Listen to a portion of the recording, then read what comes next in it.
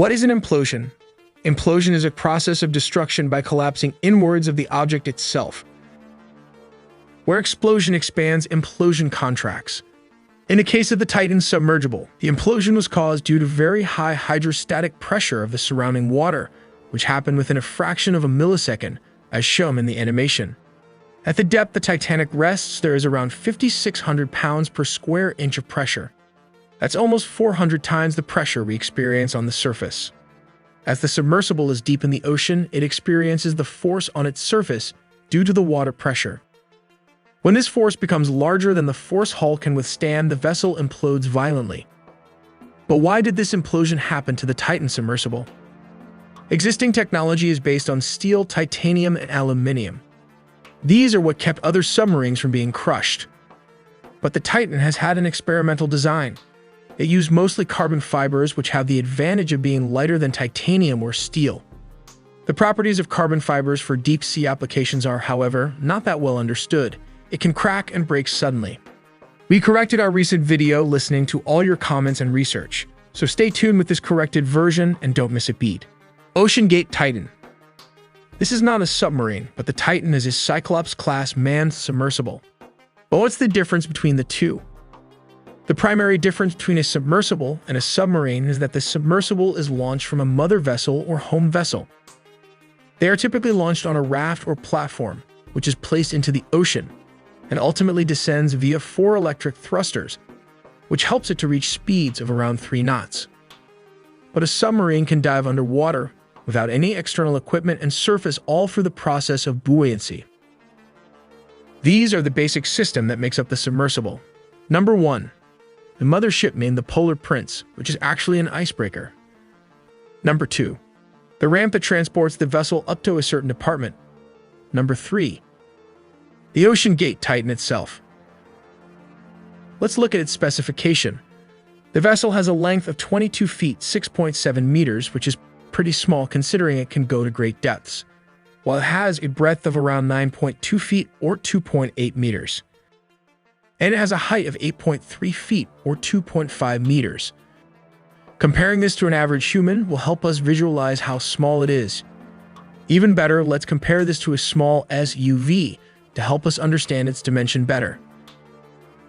Interestingly, it can carry around 5 people, a pilot, and 4 passengers, who have to sit on the floor and have limited room to move around. Imagine sitting like this for 8 hours. If someone asks the question, what if nature calls? Yes, there's a toilet on the submersible, but it is only separated from the rest of the capsule by a privacy curtain located at the front of the submarine.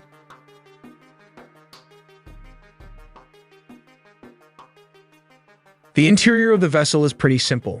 You will have a joystick, which is actually a video game controller, and 2 monitors to help steer the vessel. One is for the sonar, and the other one placed on the side is for steering the submersible. This is probably one of the basic deep diving submarine you will ever see. Let's move outside the submersible to understand the engineering behind it. These are the 4 electric thrusters that help steer the vessel.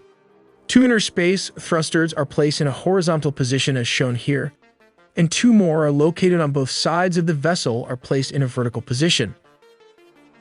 At the back is the electronics equipment and most probably contains oxygen and navigation system.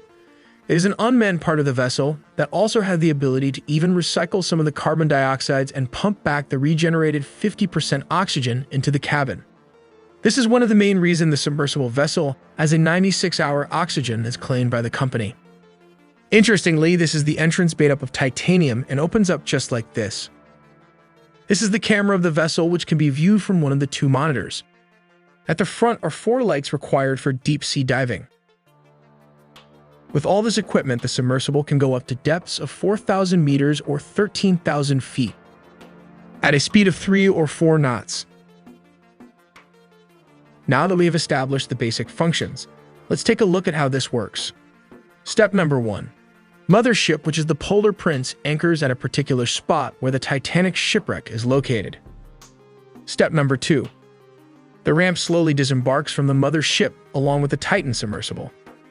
Step number 3. It will slowly descend to a certain depth.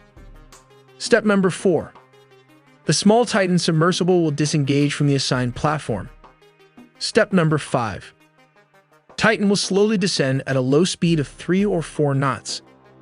Step number 6. The pilot will use the joysticks to pilot the vessel. This is how it works. Moving the joystick controller just like this will propel the vessel forward. Tilting the controller back will reverse the vessel with the help of the electric thrusters. If the pilot wants to turn left or right, he will just have to twist the controller and the effects will be as shown in the animations.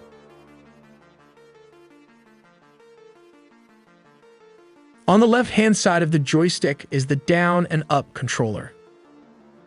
Tilting the controls forward results in the downward descent of the vessel, and pushing the controllers down results in the upward movement of the vessel. The submersible did not even reach the wreckage of the Titanic but suffered an implosion because of the weak carbon fiber hull, and the debris is located just 1,600 feet from the Titanic and consisted of 5 parts as shown here in the animations. Till then, check out the many engineering animations as we make original videos from scratch in 4K 3D animation with just 2 people working on this channel. So please like and subscribe for more videos to come.